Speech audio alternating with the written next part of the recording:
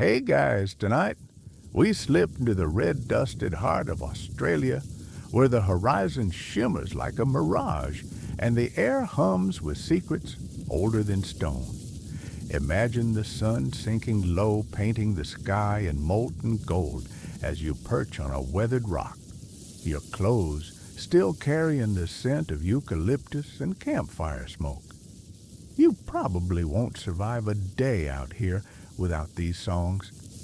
So let's hope you brought your sense of direction and maybe a water bottle.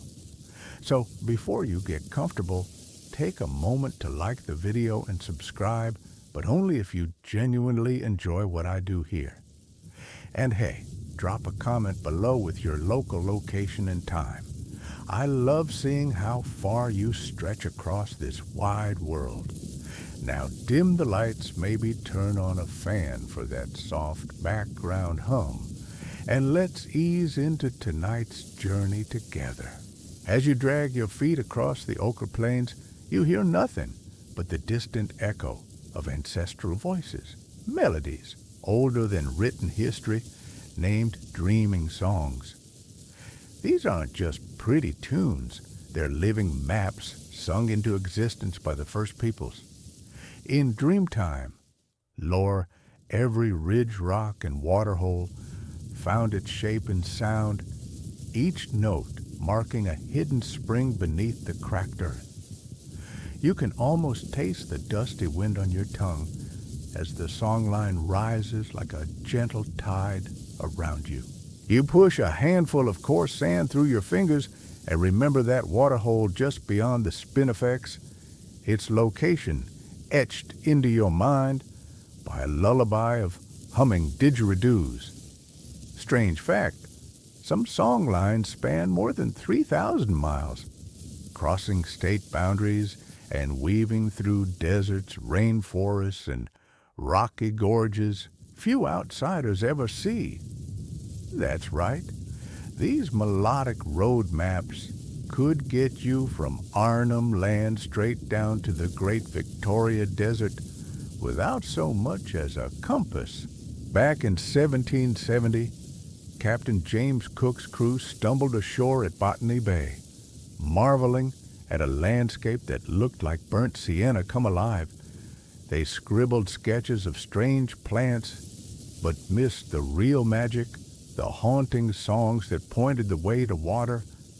Historians still debate whether those early explorers ever realized they were being guided by invisible verses rather than tracks.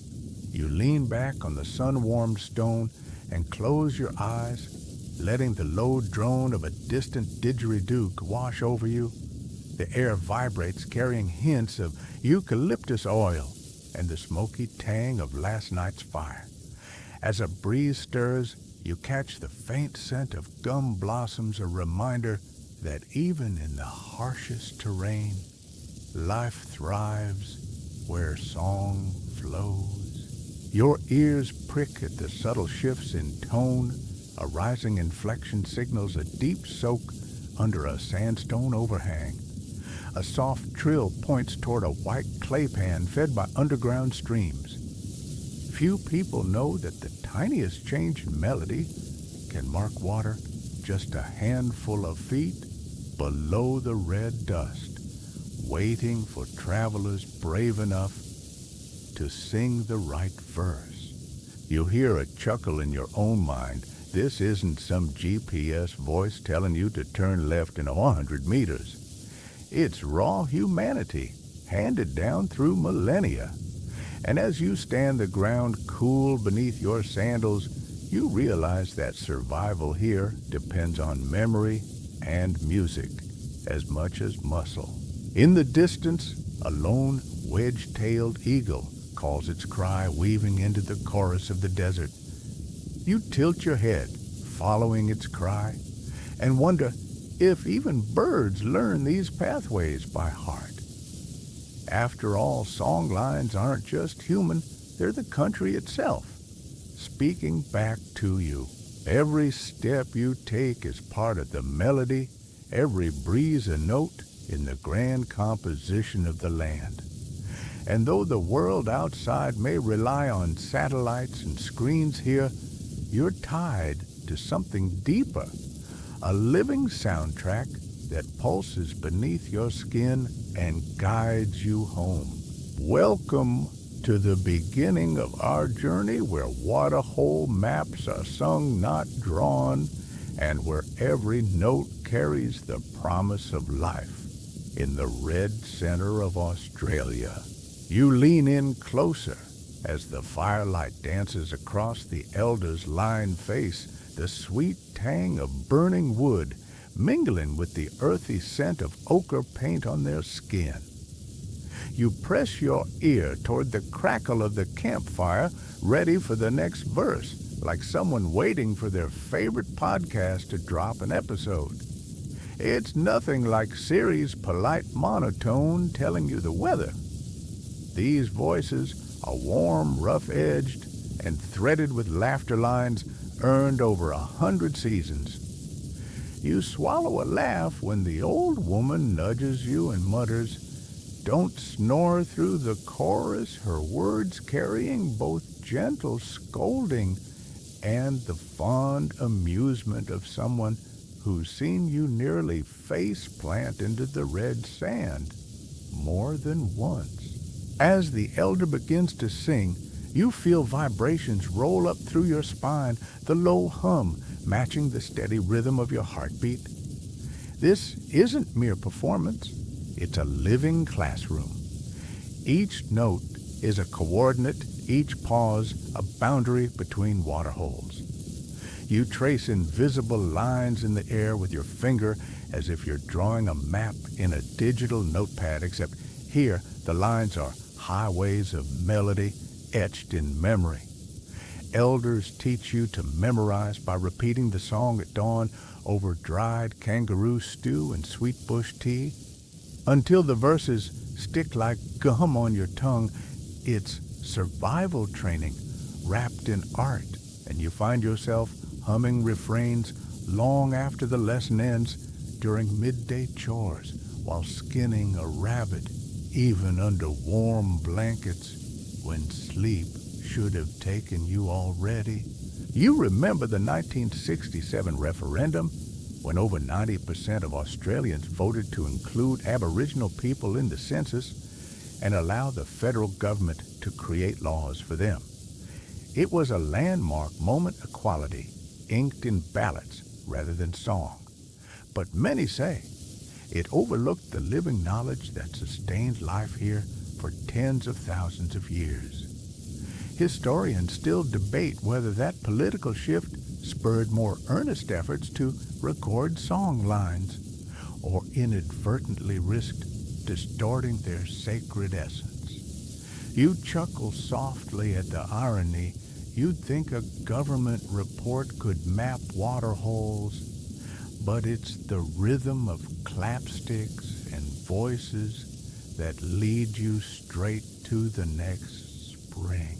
In the flickering firelight, you watch the elder demonstrate subtle tonal shifts, an almost imperceptible rise in pitch at the word sandstone, signaling an aquifer beneath a rocky outcrop. Few outsiders catch that nuance. Most songs fade into pleasant novelty rather than vital guidance. But you lean forward, listening for the almost whispered trill like the high C in a rock star guitar solo. Only this solo might save your life. Later, you'll learn that scientists have discovered certain songlines follow the same paths as tectonic fault lines. But only you and your ancestors knew it, intuitively calibrating verses to the very vibrations of the earth. During breaks, the teaching circle dissolves into playful banter. You poke fun at how you sound like a tone-deaf parrot when trying to songs for the first time. Hey, you hit that high note like a dingo howling at a street lamp they tease, and you flare red but grin because it's all part of the ritual. Children giggle as they copy the clapstick rhythms and the firelight flickers across their eager faces. You realize this is more than a lesson in geography. It's cultural inheritance identity, woven into melody. Each time you stumble over a verse, an elder gently corrects you, guiding your voice until it rolls smoothly across the desert night. Strange as it sounds, some elders hum songs so low you feel them resonating through your bones rather than hearing them with your ears. You shift your weight on the hard-packed earth, tilting your head, trying to catch that submarine vibration. Scientists once recorded a humming frequency so deep it registered as seismic activity, but only you know it's the protective lullaby of water spirits beneath your feet. The next morning, when cracks in the parched riverbed reveal damp sand, you grin and think, guess those spirits were tipping you off.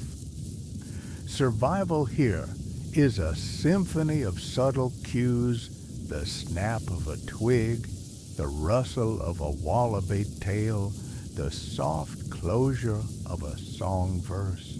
You practice these teachings daily, rising before dawn to match the first light, with the first verse pausing at the horizon's edge when the sun crests the spinifex.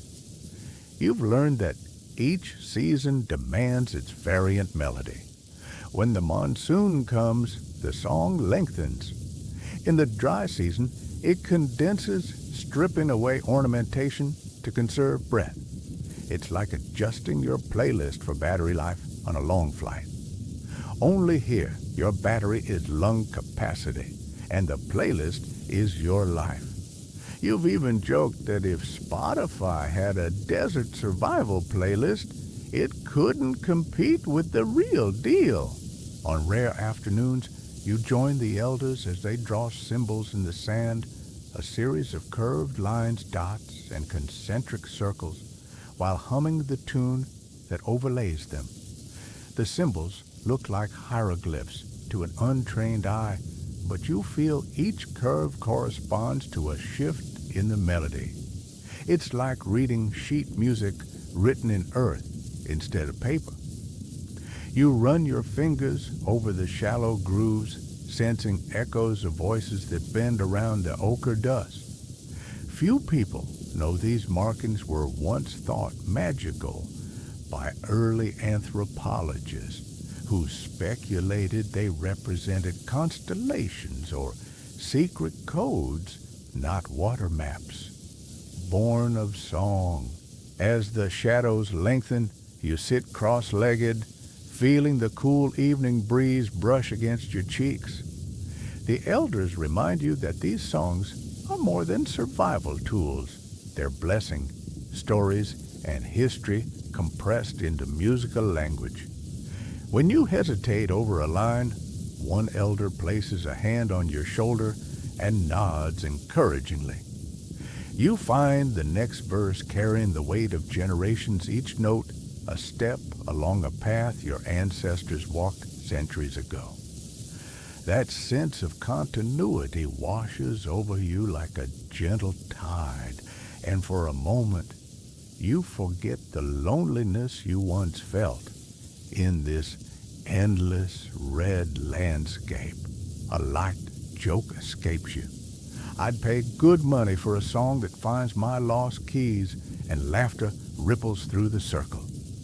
It's a silly comparison, but you're reminded that even in the most ancient traditions, humor has its place. You tuck a grin behind your hand, grateful that the elders welcome your modern quirks alongside their timeless wisdom.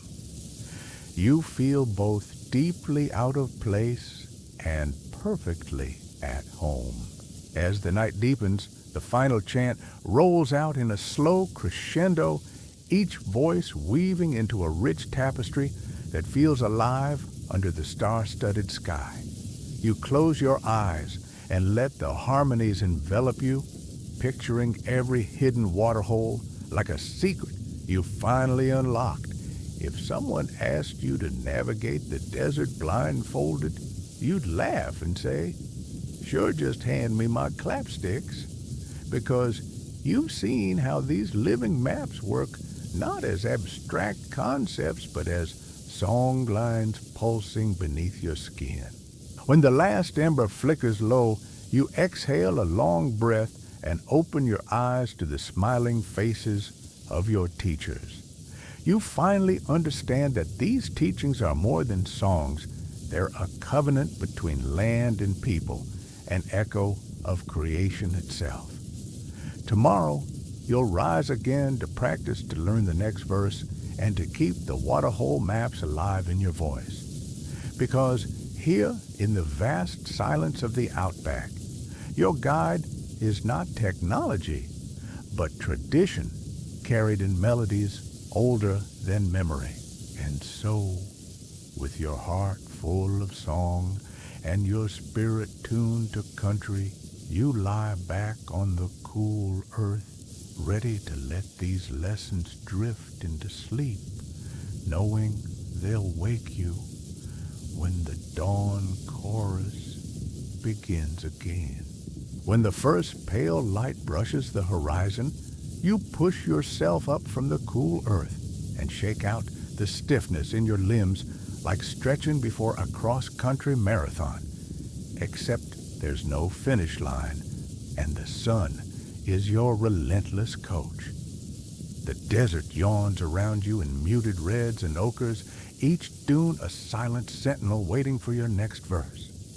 You set off stirring up puffs of dust with every step, but instead of glancing at an app, you hum the opening phrase of your songline low and steady and feel the melody pulse through your chest. It's uncanny. As you carry the tune forward, the ground seems to whisper back, guiding your boots toward hidden springs. Your voice is the compass here. A long, resonant growl signals a dry, rocky stretch ahead. A swift, staccato clap signals a soak beneath a granite overhang.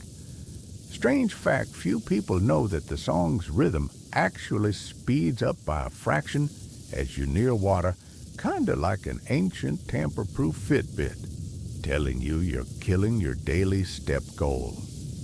It's subtle, a split-second tempo boost, but your ears learn to detect it faster than any smartwatch lighting up. You smirk at the thought of telling a Silicon Valley engineer that you've got hydration alerts baked into millennia-old vocal patterns. You trudge across a flat plain where the spinifex grass stabs at your ankles and the heat shimmers off stone like an open flame. Sunburn isn't the only danger here. Dehydration can sneak up like a playful ghost, lulling you into complacency before it steals your strength. That's why every verse matters.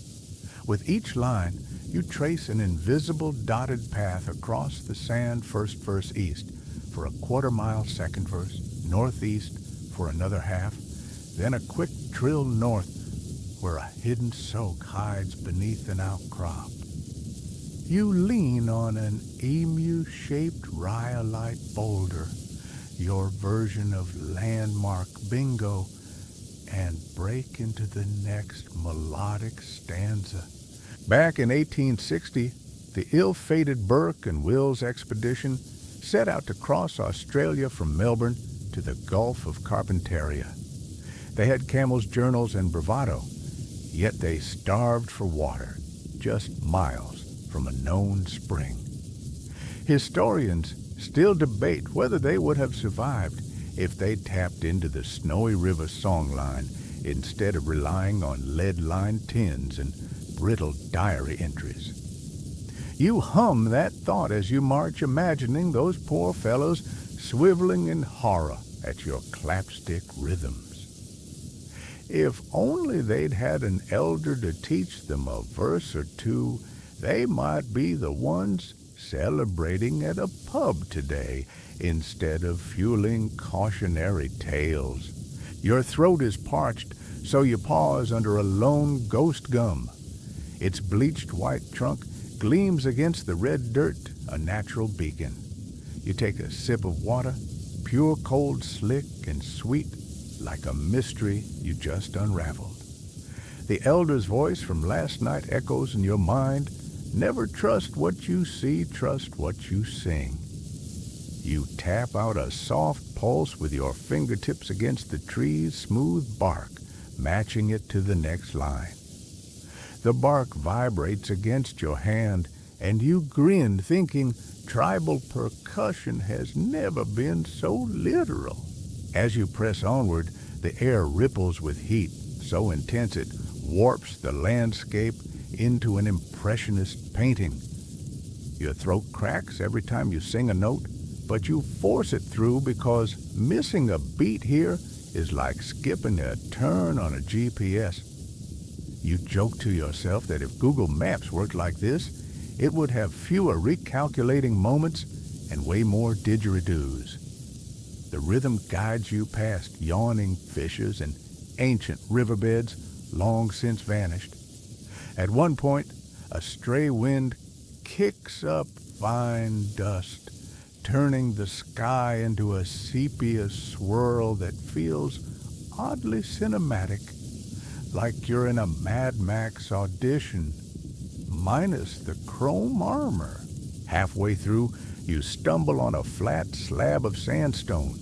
You crouch and let your finger trace shallow grooves, natural erosion, you think, until you hum again and realize the lines match your melody exactly.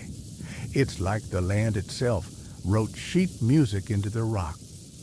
Few people know that those grooves also served as tactile cues for blind trackers, helping them follow songlines by touch.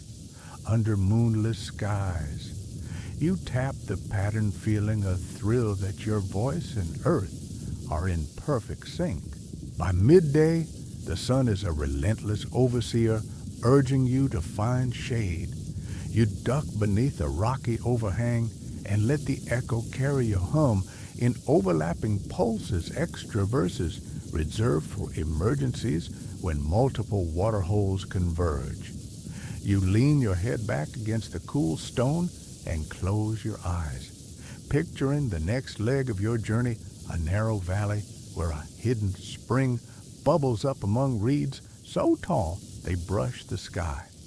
You can already taste the sweet metallic tang of fresh water on your tongue. As you stand and resume the song line, you spot the tops of feathery reeds rippling in a faint breeze. You grin wide, proof that the song works. A few strides later, you find the pool shimmering like a mirror, framed by twisted river gums. You cup your hands and drink, filling lungs as much with melody as with moisture. Strange fact, some song verses are so old they predate the last ice age, meaning you're literally channeling voices from a time when sea levels were 400 feet lower. That's some serious senior citizen status for a tune. You rest by the waterhole, letting your reflection wobble in the ripples and give thanks in song. The next stretch calls you onward, each verse a promise of life beyond the horizon. As you hum the closing line, you feel the ground vibrate beneath you, a resonance that whispers, "You're never lost when you know the song." And with that comfort woven into your bones, you rise and set off again, a walking melody in red land, guided by ancient voices and your own determined hum. You step into the clearing just as the first low chords of the opening chant ripple across the night air like stumbling into Coachella, if Coachella were curated by voices older than the pyramids. The air hums with clapping sticks and didgeridoos each note, weaving in and out of the next, until it feels like the ground itself is breathing. You take a deep breath, tasting the smoky sweetness of red gum fire, and the faint tang of grilled wallaby skewers from a nearby spit festival food, Aboriginal style minus the overpriced merch stands. Overhead, lanterns strung between ghost gums bob like bright moths, and the scent of wild desert flowers mingles with laughter that sounds as timeless as the songs themselves. Clan banners, bright, ochre, deep indigo, and sunset gold flutter on slender poles, each bearing ancestral emblems you don't quite recognize yet, but feel drawn to learn. You weave between small circles of dancers in intricate body paint, feeling the rhythmic thump of boomerangs tapping against shields as percussion. It's communal, not competitive. Everyone here shares verses knowing that when songlines intersect, waterholes multiply. A man beside you grins and says, "No VIP section tonight unless you brought your own clapsticks." You laugh, imagining a velvet rope in the outback. Strange fact, at certain songline crossroads, natural rock formations create whispering galleries that amplify voices, early festival sound checks without electricity. Few people know that standing at the right spot can make your hum turn into a chorus of echoes that swirl around you like playful spirits. The beating heart of the festival is the moment when different clans join forces on one massive ceremonial stage, an open stretch of ground ringed by sandstone boulders. You press forward as a chorus of dozens of voices rises together, each clan's melody threading into a grand tapestry of sound. It's like watching multiple radio stations sync up into perfect harmony, and you suddenly realize that this is the original collaborative playlist. As you sway, you feel goosebumps dance up your arm. The overlapping rhythms tap into something ancient, guiding you toward a hidden soak pool that has nourished people for generations. Historians still debate whether these gatherings began as solemn ceremonies to honor ancestral laws or as raucous musical competitions where the best singers won bragging rights and prime hunting grounds. A hush falls when the lead singer shifts tone and you catch the subtlest change, a higher pitch that indicates a deep water hole beneath a rocky overhang just a few hundred paces beyond the firelight. You grin at the modern absurdity of needing a ticket to a concert to find water, yet here you are doing precisely that. You move with the crowd humming under your breath as lanterns bob through the scrub and shadowy figures emerge at the pool's edge, cupping ripples of starlit water. You kneel, take a sip, and close your eyes, letting the cool sweetness wash over you like a secret you're privileged to know. Then you stand hand over heart, joining the collective chorus once more, your voice a single thread in the vast sonic tapestry. Later, you learn that traces of this very festival inspired the opening ceremony of the Sydney 2000 Olympics, when dancers and singers invoked Dreamtime songlines before millions. Historians still debate whether that representation honored the sacred traditions or simplified them into spectacle, but here, beneath the stars, authenticity pulses through every clapstick beat. A yellow-tailed black cockatoo passes overhead, its call adding an impromptu flute solo to the mix. And you joke that even birds can't resist joining the encore. Strange fact, some of the intersection melodies date back more than 20,000 years longer than the Great Wall of China has stood, yet nobody teaches them in school. You hum that thought, feeling wildly proud that your next road trip won't require a map app, just an ear for melody. As the festival winds down, You drift to the edge of the fire ring where embers glow like a bed of rubies. You feel a gentle fatigue creep in like the way your phone battery dies after one too many YouTube sessions. Except here, letting your voice rest actually recharges you. Someone hands you a simple flute carved from mulga wood, and you try a few tentative notes laughing when you sound like a startled kookaburra. An elder winks and says, "Every voice matters," nudging you to play along. You close your eyes and let the flute's melody mingle with the fading chorus, each breath a blessing that connects you deeper to country. Around you, conversations drift in and out, stories of rain, rituals performed at dawn, teachings about water spirits that accompany every festival, and plans for tomorrow's sharing ceremony, where song custodians trade verses like musical passports. You tuck these snippets into your memory, knowing that next year you'll return with more confidence and maybe a camp chair, because standing through a 4-hour concert is a modern invention nobody here needs. As lantern light dims and the last didgeridoo note fades, you feel the land itself exhale, as though it has sung you a lullaby.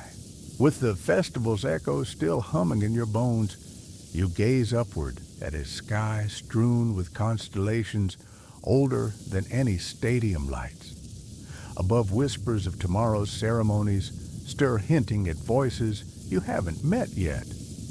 But tonight, you rest in the glow of shared songlines, your spirit barred by the knowledge that when hearts join in melody, even the driest land can become a haven. The promise of more verses awaits at dawn, but for now, you let the embers fade, the final notes drift away, and your own soft hum carry you toward sleep, certain that these intersecting harmonies will guide you through any journey wherever you roam. You wander into an old wooden stockade at dawn, the air still cool enough to feel the grain of weathered planks under your fingertips as you step inside.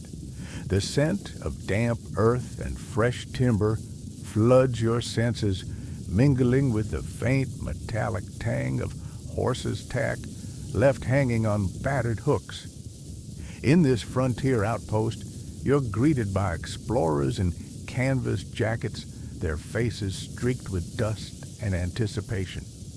They peer at you as though you're carrying a secret scroll, and in a way you are, because you know the tune that will lead them to water when their leather canteens run dry. Here, at the edge of the Spencer Gulf in 1845, Captain Edward John Eyre and his men prepared to venture across the arid spine of the continent. They'd brought sextants, chronometers, and impersonal maps drawn in London, but nothing accounted for the shifting sands and hidden springs of the outback. You stand beside them, humming the first notes of your songline, a low, sonorous chant that resonates like a heartbeat through the silent plains. The explorers stare, uncertain whether to dismiss it as an eccentric local performance or to follow the haunting melody that drifts toward the lip of the gully. You offer a sly grin. No GPS here, just pure melodic know-how that's older than any compass. You accompany their small party as the sun ascends. Your footsteps stir up cinnamon-colored dust that clings to their polished leather boots, and you catch snippets of their anxious chatter. One young surveyor fumbles with his theodolite, muttering about scientific precision, while another glances at you with jealous curiosity, wishing he'd been born with your innate sense of direction instead of a penchant for brittle instruments. You can't resist a wry thought I'd trade that contraption for one verse of this song. You clear your throat and restate the next verse in low hum, and immediately the explorers realign their bearings faces, lighting with relief that their stifling maps never provided. Strange fact, one of AIR's officers later claimed that the notes of the song line echoed like distant thunder, guiding them through invisible corridors of rock. Few people today know that these echoes weren't atmospheric illusions, but precise acoustic cues emanating from sandstone chasms shaped over eons.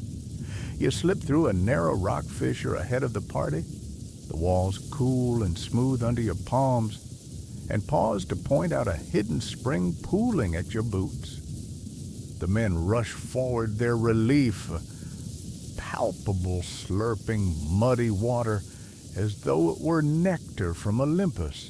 You chuckle softly when a captain in a stiff-brimmed hat sputters, "Remarkable." This land speaks in melodies. You smile and shrug, feeling the wind brush your hair, as though the country itself approves of your casual acknowledgement. Historians still debate whether explorers like AIR genuinely grasped the spiritual essence of songlines, or merely appropriated them as survival hacks. You've heard colonial journals praising the guides, yet glossing over the deep cultural meaning woven into each verse. As midday heats the air into a shimmering haze, you break for shade beneath a slab of overhanging quartzite. The sunlight splinters into rainbows across the stone face, and you hum a lullaby note that resonates with the prism's colors and improvisation that marks this spring as especially pure. You sense the explorers watching you entranced, and you catch one of them scribbling in his log. Indigenous knowledge surpasses our charts. You tap your chest and wink, "My heart's the real map." Later, you follow them to a neighboring waterhole where the bank is lined with bleached bones of long extinct marsupials. You trace the patterns in the sand with your fingertips, footsteps of creatures that roamed here when woolly mammoths still grazed in the northern hemisphere.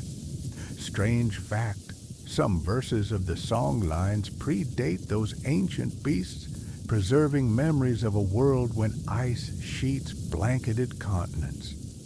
You let that sink in, imagining yourself humming through glacial valleys 10 millennia ago. By evening, the explorers erect tents and light lanterns that cast jittery shadows on your camp. You gather wood for the fire, the smoke curling into the sky like a beckoning finger. Around the embers, you sing a communal verse, your voice weaving in the explorers' hesitant attempts. They join in off-key but earnest, and laughter ripples through the night proof that shared melody transcends cultural divides. You pat a surveyor's shoulder, whispering, "Next time you see a red horizon, don't just chart it, sing it." When the flames die down and the camp falls silent, you climb onto a nearby ridge. The vast expanse of red dust stretches beneath the sky spangled with stars, each one a pinprick of ancient light. You inhale deeply, tasting the next verse on your lips, and feel the pulse of the land thrumming in time with your heartbeat. Tomorrow, the explorers will press onward armed with your songline rather than brittle paper maps. And you, custodian of these melodies, will drift back into the desert night, humming softly to yourself, knowing that history is recorded not just in journals, but in living song. You press your palm against the cool sandstone etched with faint winding grooves, reminders of verses hidden in plain sight, like the chorus of a secret track on your favorite album that only hardcore fans know.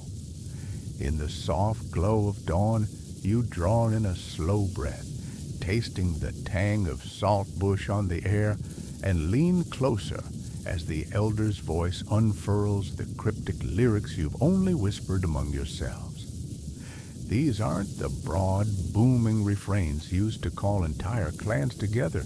They're hushed, almost conspiratorial verses spoken under the breath like a half-forgotten lullaby.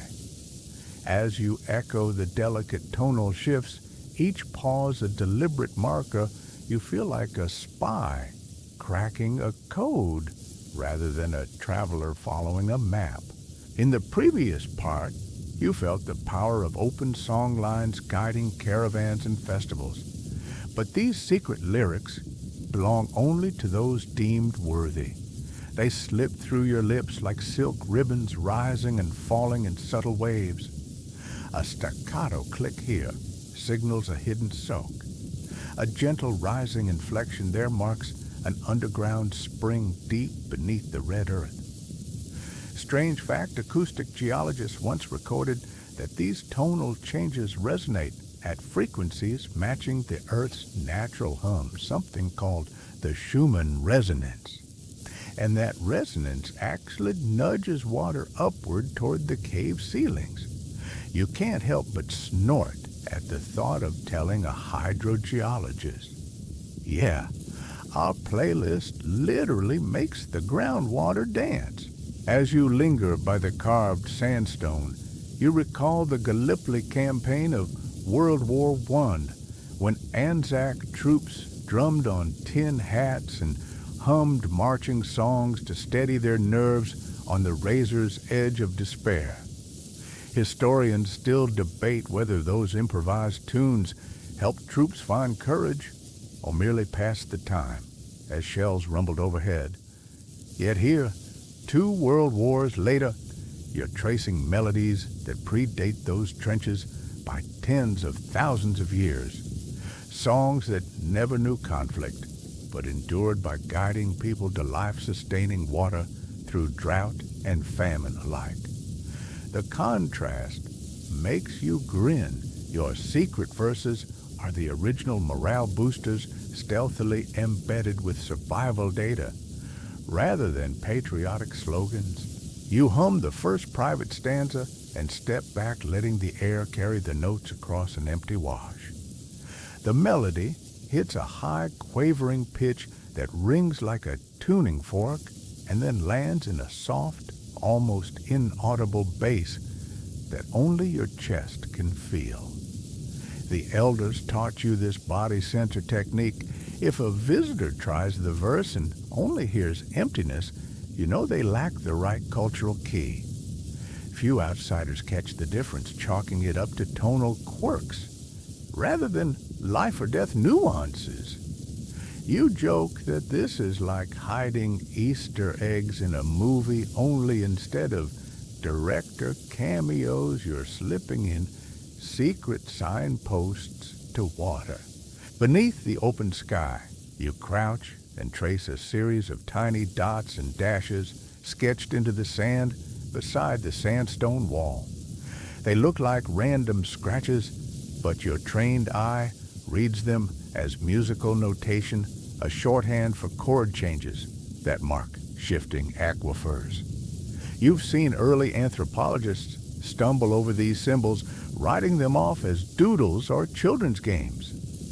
Historians still debate whether those scribbles were once part of an elaborate mnemonic system or simply ritualistic art with no practical purpose. You, of course, know better. They're the storyboard of survival sheet music written in earth and rock. As the sun climbs higher, the air fills with the bittersweet aroma of desert lime blossoms, mingling with the sharp tang of eucalyptus resin on your fingertips from where you've been drumming the song's rhythm. You close your eyes and let the scents weave into the melody, creating a multi-sensory map and forging a deeper bond with country. a playful thought crosses your mind. If Spotify offered a natural soundtrack section, they better clear royalties for my ancestors. You let out a soft laugh, careful not to disrupt the fragile hush that cloaks these verses. You rise and follow the tune across a ridge where a small cluster of ghost gum stands like silent sentinels. The melody bends around their pale trunks, and you know a hidden soak pool lies just beyond them, a fact you verify moments later when you reach down and feel damp mud underfoot. You kneel, fill your cupped hand with water, and let it slip between your fingers, each droplet echoing a note in the secret song. It's uncanny how these cryptic lyrics not only guide you to water, but also imbue each sip with a sense of communion, a reminder that country and culture are inseparable. Off to one side, you catch a flash of movement. A thorny devil scuttles across the red soil, its spiny back camouflaged perfectly. Oddly enough, descendants of these tiny lizards were once thought to herd ants, a rumor later debunked by zoologists. But the myth persists like a stubborn chorus in folk tales. You watch as it disappears, thinking about how songlines, too, have collected layers of myth and misunderstanding over time. The secret verses remain fiercely protected, whispered only at night around fires, flickering like watchful eyes. You pause to record the melody on your phone. Yes, your modern gimmick meets ancient tradition, but you disable the microphone's auto-tuning feature so it won't sanitize the raw edges of the tune. You upload it to a private folder labeled "Do Not Share the Digital Equivalent of a Tribal Oath." It's laughable that in 2025, you still need to tell your smartphone to keep a secret. But this isn't just data. It's a covenant, a living protocol that can't be commodified without losing its soul. As dusk approaches, you prepare to return to camp, looping the secret stanza in your mind until it's etched into muscle memory. The elder's warning echoes in your head. Sing with respect, or the country will answer with silence. You nearly choked on your own water when you first heard that, imagining the entire outback going mute, but you're learning the truth behind the metaphor. Here, every note matters. Every breath can summon life or leave you stranded. You check your watch. Yes, you still wear one. You've learned there's wisdom in the old ways, but convenience has its place, then tuck it into your pack. You stroll toward the firelight, humming the secret line softly, so only the stars can hear. Above you, glimpse the first bright planet of evening, rising as constant as the song lines themselves. You smile knowing that no matter how far technology advances, some knowledge must remain sung, not typed, lived, not archived. With a final whispered note that lingers like a soft echo in your chest, you step back into the circle of elders and fellow learners. Their approving nods welcome you home. You settle into the cool sand, feeling the song settle, too tucked into the fabric of your bones. The next morning, you'll share public verses once more, leading newcomers across open plains. But tonight, you guard these secret lyrics like precious water, knowing that some treasures only endure in song. You rise before dawn, again the chill in the air, a stark contrast to the red-hot stories you've been living. You crack a smile because, let's be honest, you'd probably hit snooze twice if this were a hotel wake-up call instead of a country coded in song. Rolling over in the cool dirt, you hum the public verses to warm your voice, nothing too precious, just the robust opening lines that guide you toward the next waterhole. Above a flock of corellas, wheel in the pink sky, their chatter like an overexcited group chat when someone shares a flat earther meme. You stretch, feeling the dusty ground press into your shoulders, and remember how in the previous part you guarded secret lyrics like precious water. Now you're back to the open road, singing for survival rather than secrecy. As you set off, you can't help but think of 1901, when 6 British colonies federated to become the Commonwealth of Australia. It was a celebration of unity, complete with parades, brass bands, and politicians patting each other's backs for forging a new nation.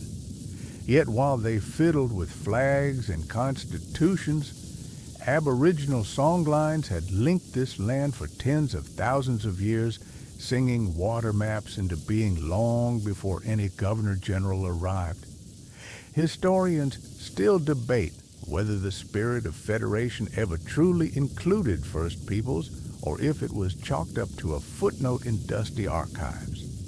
You hum that thought as your boots scrape over ironstone, feeling oddly proud that your morning commute has no need for ceremony, just one continuous melody guiding each step. You follow a winding gully, the earth beneath your feet, cool and firm, and imagine steam rising from your morning coffee, if you bothered to bring one. Instead, you sip bush tea, tannins, and eucalyptus magic that tastes like a woodland spa treatment minus the cucumbers on your eyes. Strange fact, some songlines are so finely tuned that their melodies resonate with the acoustics of termite mounds, turning these little architectural marvels into natural echo chambers. Only a handful of ethno-acousticians have recorded it, but you bet a killed up plum you can hum a line and hear it bounce back 10 meters later.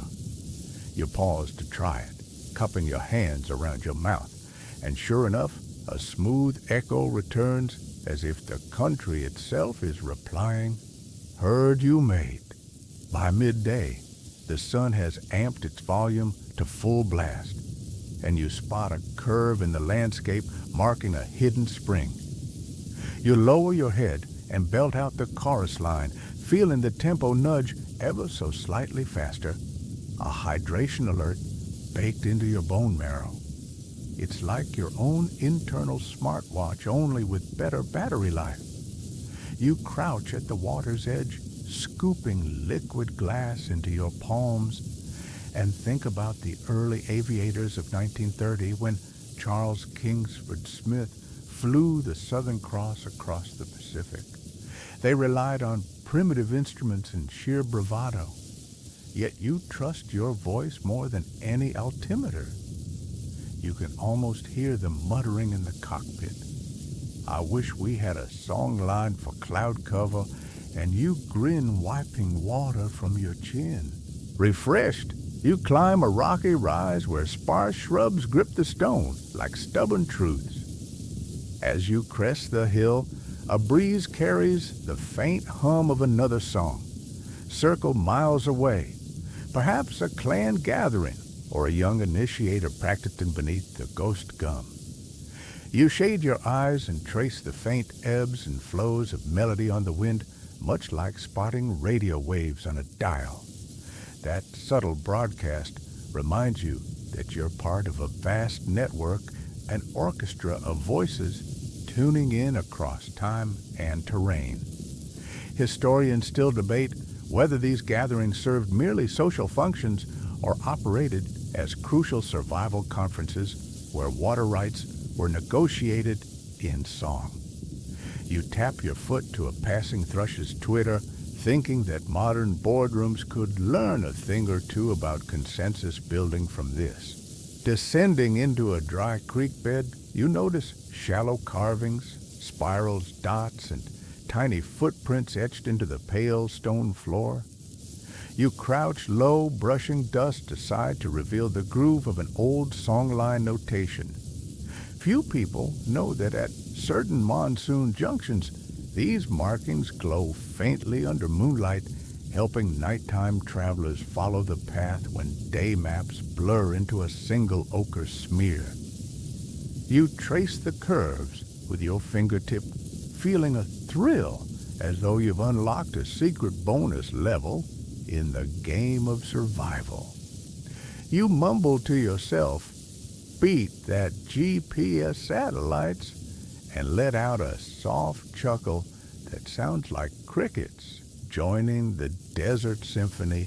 Soon you come upon a small hollow where wildflowers bloom in defiance of drought, like confetti thrown at a party nobody expected.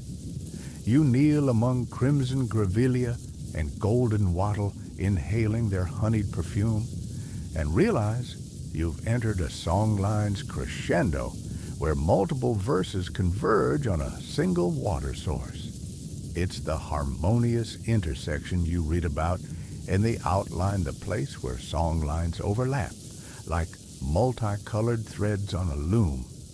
You cup your hands and taste the dew that beads on petals, each drop a whispered note in the grand composition. Strange fact, some elders claim that when the wind blows just right, you can hear the combined melody as a soft chorus across the entire valley, an ancestral anthem of gratitude. As afternoon drifts toward evening, you gather fallen branches and kindle a small fire, your campsite for the night. The crackling flames fill the hollow with warmth and soft light, and you hum the closing bars of your journey for the day. A curious spinifex mouse scuttles by, its fur bristling like a tiny punk rocker, and you laugh at its tenacity. You set out your swag beside the glowing embers and reflect on how this land has hosted countless travelers convicts, fleeing assignment gold seekers, chasing fevered dreams, and now you following melodies instead of manifestos. You think of the 1851 Victorian gold rush, how hopeful hearts stampeded through the bush only to find more hardship than riches. Historians still debate whether the rush enriched Australia or left it scarred by conflict and environmental damage. You tip your head back and watch embers drift upward like fleeting notes, wondering if the country remembers their footsteps in the soil. Under a sky freckled with stars, you close your eyes and let the day's song drift into memory. You feel the land's pulse align with your heartbeat, a timeless duet between human voice and earth's deep hum. The gentle crackle of coals and the faint rustle of night critters form the night's backing track, nature's ASMR, mixed with a touch of sarcasm about your modern comforts. As your eyelids grow heavy, you murmur the final lyric, a lullaby carved from slow crescendos and soft decrescendos, and smile at how this melody will carry you across dreams and dunes alike. Tomorrow, you'll rise and begin again, guided by the same living soundtrack that has always been here, singing you home one waterhole at a time. You wake before the sky even hints at dawn, the horizon still a velvet blackout, and your breath misting in the chill air as you stretch out on the cool sand like rolling out of bed for an ungodly 5 a.m. fitness class. Except here, your instructor is the land itself.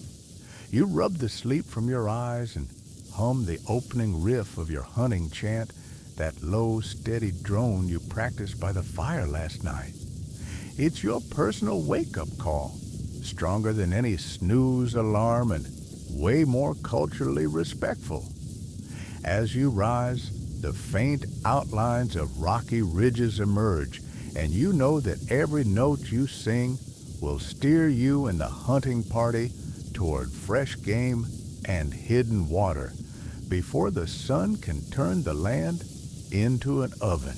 You move through the desert's silent hush, each clap of your hands setting a rhythmic beat that echoes off sandstone outcrops, reminding you of a stadium bass drop, only without the after-party glow sticks. You remember how in the previous section you discovered secret verses carved in sandstone.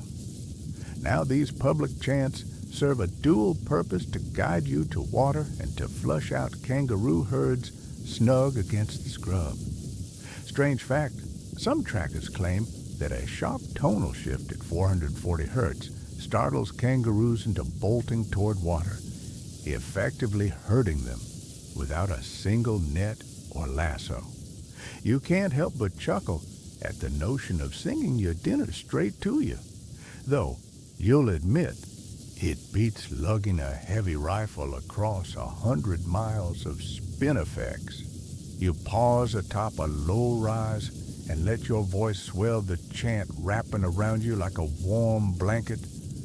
The low-frequency hum vibrates through the soles of your boots, nudging bush turkeys awake and sending rock wallabies darting down the slopes.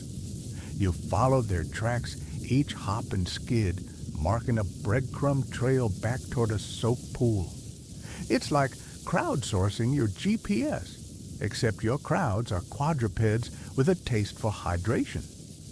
A crow perched on a dead branch calls approval, its harsh cry punctuating your melody like a bonus snare hit. You grin, thinking even the local wildlife has downloaded your playlist. By mid-morning, the sun has cranked up the heat, so you quicken the tempo of your chant, a natural remix that speeds your pace and signals this is a key waypoint. You think back to 1872, when builders of the Overland Telegraph Line struggled to hammer iron poles into the desert floor thirsty and directionless. They enlisted Aboriginal hunters who sang the land into revealing hidden springs beneath the salt bush. Historians still debate whether those surveyors ever truly grasped the spiritual depth of songlines or simply saw them as convenient shortcuts. Either way, the telegraph line stands as a monument to collaboration wires humming messages across continents, much like your own voice hums maps beneath the sand. You crouch by a cluster of reed-like grasses and hum the next stanza, a higher-pitched trill that maps a shallow spring. Sure enough, the earth beneath your fingertips feels damp, and you watch water glimmer like liquid crystal through the reeds. You cup your hands and drink the cool sweetness surprising you like a forgotten ice cube at the bottom of a freezer. You scoop another handful and flick droplets into the air, catching each on your tongue, a water-juggling act worthy of a circus clown. If clowns carried clapsticks and bush knives instead of juggling pins. As you rise, you spot the faint shape of a kangaroo silhouette blinking at you from an eroded gully. You deliver the final phrase of your hunting chant, a staccato burst that startles the mob into a bounding dance toward the waterhole. You follow at a respectful distance, feeling a rush of exhilaration that modern safari guides would envy. You whisper under your breath, "Take that modern wildlife channel." The kangaroos drink, then peel away into the red landscape, leaving you with the echo of their hoofbeats and the fading resonances of your chant. A distant rumble catches your attention, the quiet roar of an approaching storm front rolling in for the monsoon season. You smile at the perfect timing. Seasonal rhythm changes taught you that certain verse alterations can predict coming rains. You shift your intonation to match the heavier humidity in the air, sending a low-frequency signal that alerts anyone within earshot to seek shelter or fresh water. It's like tapping your weather app for updates, but here the forecast arrives in harmonics instead of icons.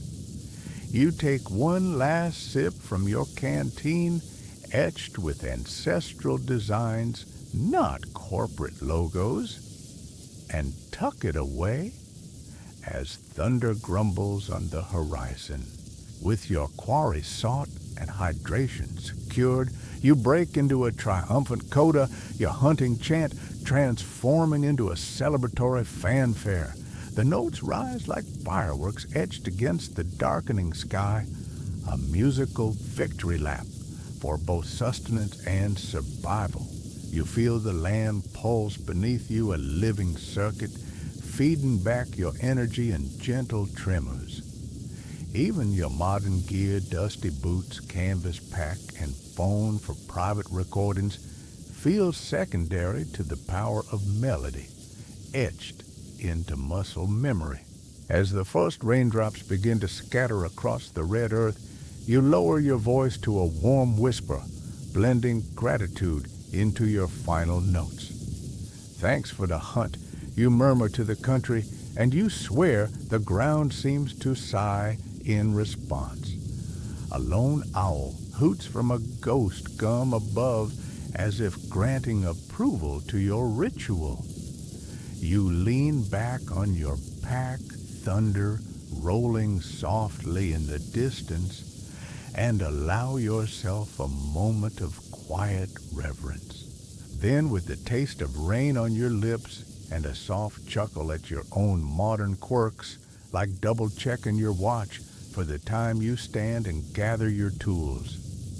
Tomorrow may bring a new set of challenges, new terrain, new verses, and perhaps a moonlit vigil to unearth deeper secret. But tonight, you've sung your way through another chapter of survival and solidarity. You swing your pack over your shoulder, hum a final hummingbird-like trill under your breath, and step toward the gathering storm guided by nothing more than your voice and the ancient song that have winked water into existence for countless generations. You wake to the distant rumble of thunder on the horizon, a low rolling vibration that tickles the back of your ears like an overzealous bass drop. Only this one promises rain instead of rave.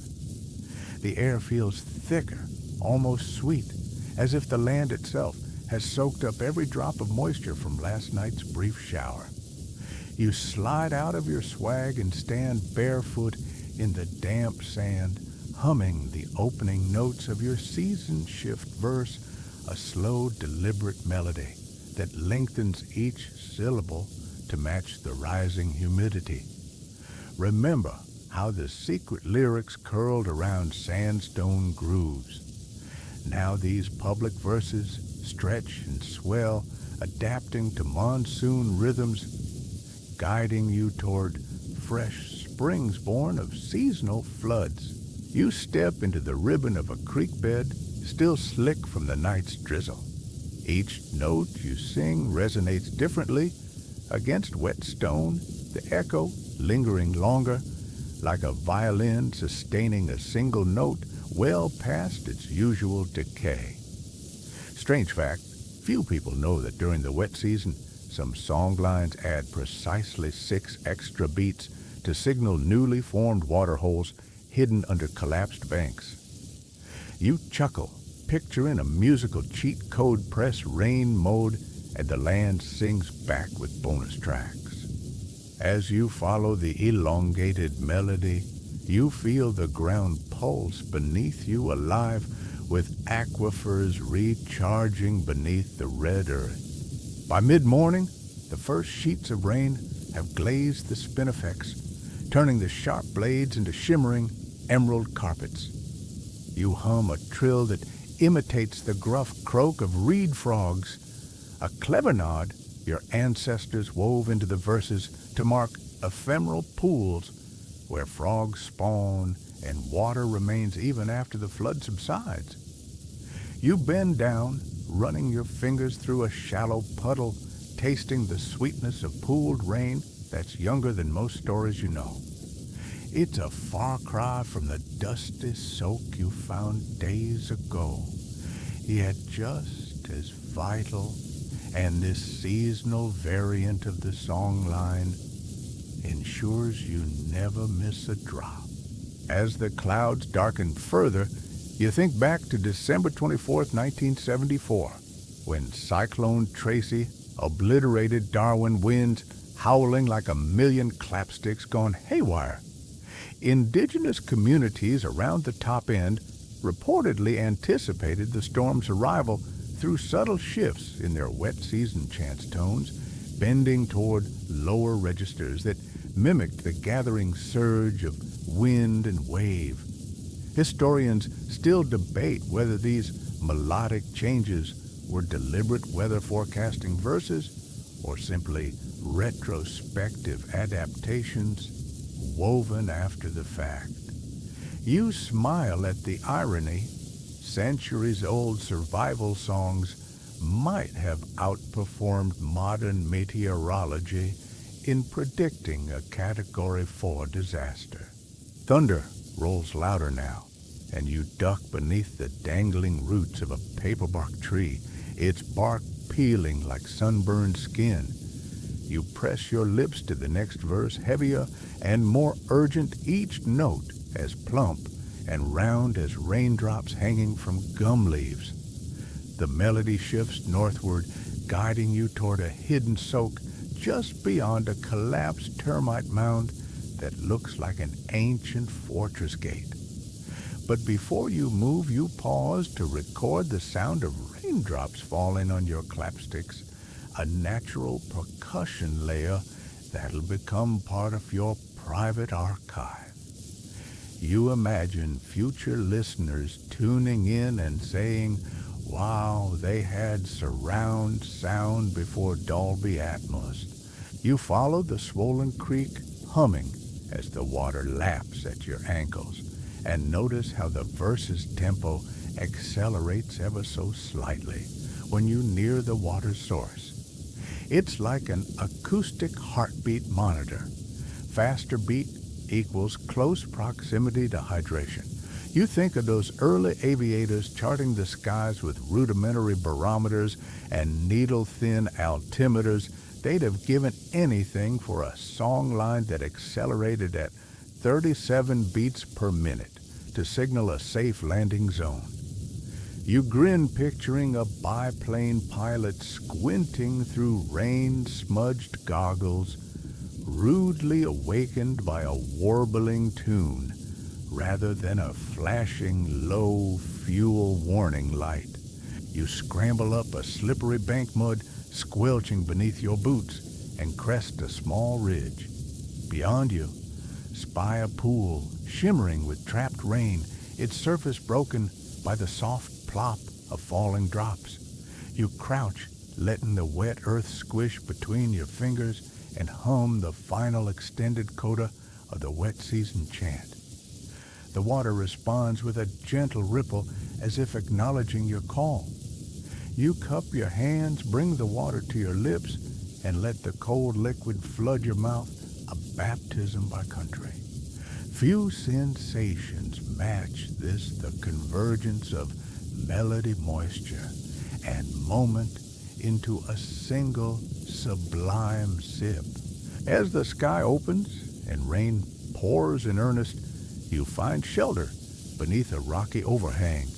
The steady drum of droplets on stone forms a natural tabla rhythm, and you can't resist tapping your feet in time, adding a spontaneous percussion track to the chant reverberating around you. You lean back, eyes closed, letting the cooling spray and rhythmic hum soothe the midday heat out of your bones. You think about how in the dry season you woke to cracked dust and shriveled waterways. Now you find yourself lulled by the monsoon's lullaby, marveling at the land's transformation. Later, as the torrent eases into a gentle drizzle, You stand and pray a quick thanks in song, soft words of gratitude etched into melody. You rise and resume your journey, voice dropping back into the extended wet season pattern as you navigate toward the next intersection of songlines. Each seasonal tweak in the tune carries critical information: where to find the last puddles when full creeks vanish, where underground springs bubble up beneath termite towers, and where ghost gums gather water in their stony roots. You recall the elders' advice: adapt your song to the season, and country will reward you. By late afternoon, you've moved miles down the rain-spattered track, the landscape reborn in shades of jade and glossy onyx. You reach a cluster of river gums whose trunks swell with moisture, their bark pulsing like veins beneath your palm. You hum a gratitude verse lower and more resonant that honors these tree keepers of water.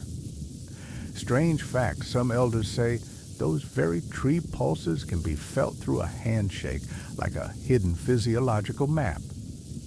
Few outsiders catch on, dismissing the notion as fanciful folklore.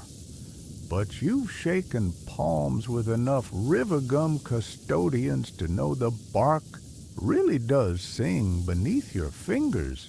As twilight descends, you settle for the night on a cushion of fresh ferns that sprout after rain. The air smells of wet earth and flowering wattles, a perfume no designer candle can replicate.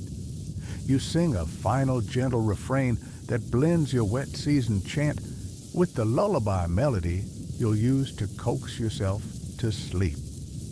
Tonight, the monsoon's rhythm will carry in your dreams a reminder that country shifts with the seasons, and that survival hinges on adapting your song accordingly. You close your eyes and let the extended, softened notes of the seasonal chorus wash over you, a harmonious promise that, come drought or deluge, you'll always hear the next verse guiding you home. You pause at the rim of a sun-baked clay pan, the wind whispering through the spinifex like a tentative encore, and you find yourself pondering the origins of this entire tradition, questioning whether these songs were born purely to point you to water, or whether they sprang from a deeper spiritual communion. As you shift your weight, the dusty earth shifts underfoot, reminding you of earlier verses that guided you across dunes and into secret springs. Now you stand at a crossroads of interpretation, the dry clay pan stretching before you, like an unlined page waiting to be sung into meaning. You hum the opening riff of the public songline, letting its familiar melody ripple through the quiet morning air.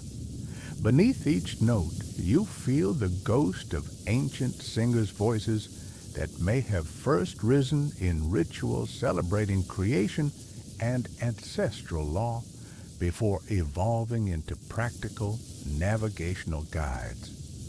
Strange fact, anthropologists have uncovered song fragments in rock shelters dated to over 20,000 years ago, but they can't tell if those early chants were meant to map water or to recount the deeds of dreamtime ancestors.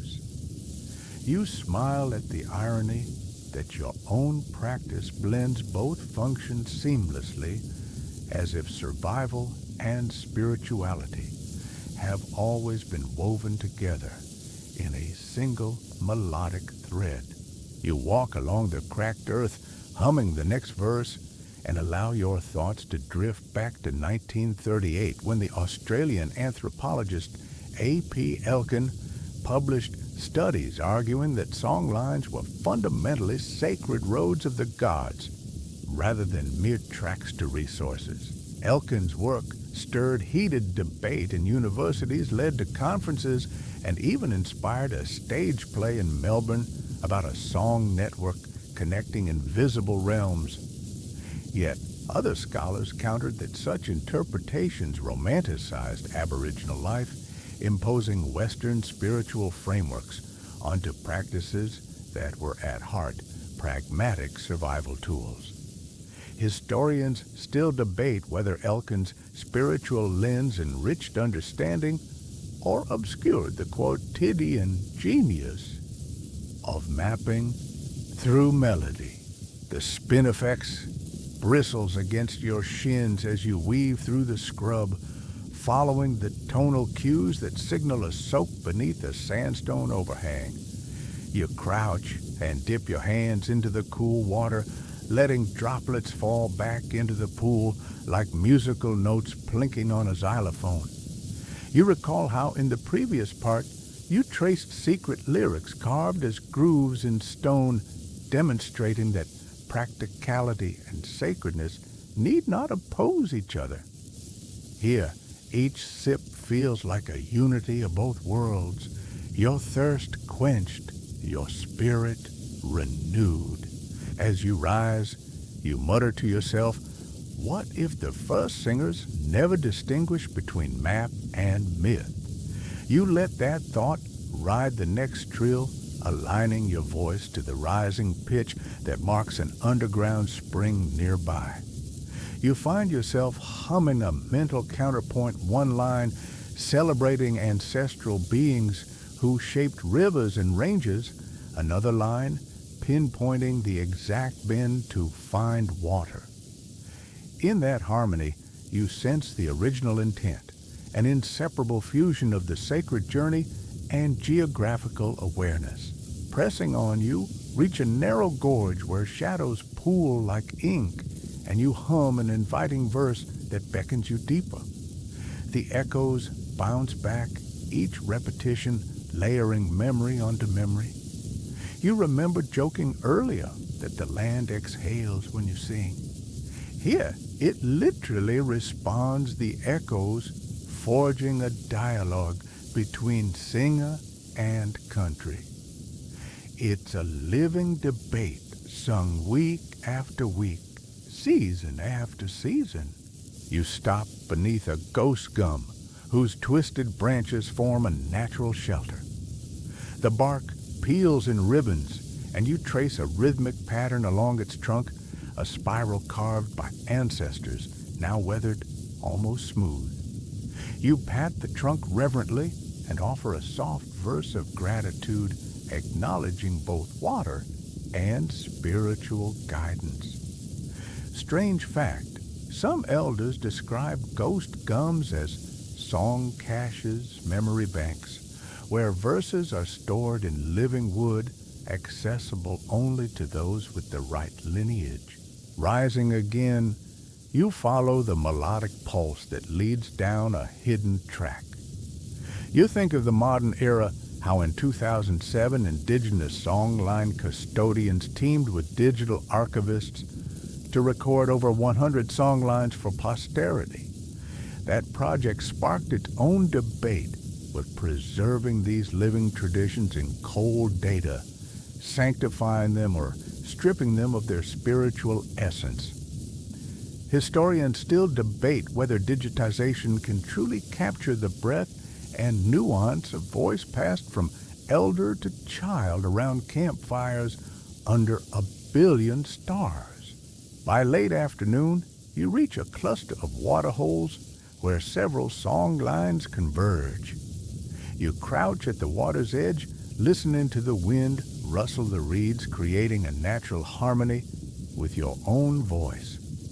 You hum the final chord progression, bridging the practical melody that guided you here with the softer cadences of reverence for ancestral law. In that moment, you realize the debate itself is part of the tradition, an ongoing chorus that asks whether songlines are sacred paths, survival guides, or both. As the sun dips low, you settle by the water, humming a gentle refrain, that softens the edges of the day. The quiet merging of practical cues and spiritual echoes reminds you that these songlines have always lived in the space between map and myth. Tomorrow, you'll rise again and sing for survival and for communion. And in each note, you'll carry forward the great debate as timeless and fluid as the waterholes themselves. You step into a makeshift recording studio, an acoustically treated tent pitched beside a red dust highway, where the hum of generators and the hiss of microphones collide with the earthy scent of eucalyptus and freshly milled plywood. It feels oddly futuristic. Cables snake across the sand, connecting laptops to field recorders, while local custodians adjust headphones and calibrate levels. You settle onto a folding stool, draping your pack beside you like loyal sidekick, and clear your throat, ready to re-sing verses that have echoed in open country for millennia. This is the front line of the songline preservation struggle. Just last year, UNESCO formally recognized certain songlines as elements of intangible cultural heritage, granting them protection on paper, if not yet on the ground. You can almost hear the collective gasp of colonial-era cartographers rolling over in their graves maps on walls. Yes, but now, melodies on watch lists. Historians still debate whether such official listings genuinely safeguard living traditions or whether they inadvertently freeze dynamic practices into static museum pieces. You smirk as you attach the microphone, thinking that nothing about these songs is static. They bend, adapt, and breathe with every voice that carries them. The lead archivist, an affable woman with silver braids tucked into a ragged cap, hands you a pair of vintage Sennheiser mics. We lost dozens of tapes in the 80s to heat damage, she explains, her tone equal parts regret and resolve. Strange fact, some of those early field recordings were captured on open reel tape at 15 IPS inches per second, a speed so slow that it warped under desert heat, erasing entire verses. You gulp, imagining ancestral voices fading into silence like ghosts retreating before dawn. Now she tells you everything's digitized in Switzerland on servers cooled by alpine air, far cry from thermostats set by desert sun. You begin to sing the opening public stanza, your voice filling the tent's sparse interior. The monitors flicker with waveforms that look like rhythmic topographical maps, peaks, and valleys of melody that correspond to real-world ridges and waterholes. Outside, a drone hovers capturing aerial footage of the landscape that inspired each verse. You imagine a future where tourists follow virtual songlines on their AR glasses, humming along as they explore ancient paths. You laugh to yourself. Try downloading that on dial-up. Midway through, you pause and add a brief spoken introduction for the benefit of remote researchers. This tune guides you to the "there you say" tapping your foot. Pronounced Gulguru, meaning spring hidden beneath ghost gums. You wink into the mic, modern commentary meets Dreamtime map. It's surreal to think that seconds earlier, elders sat around open fires teaching these same verses by candlelight.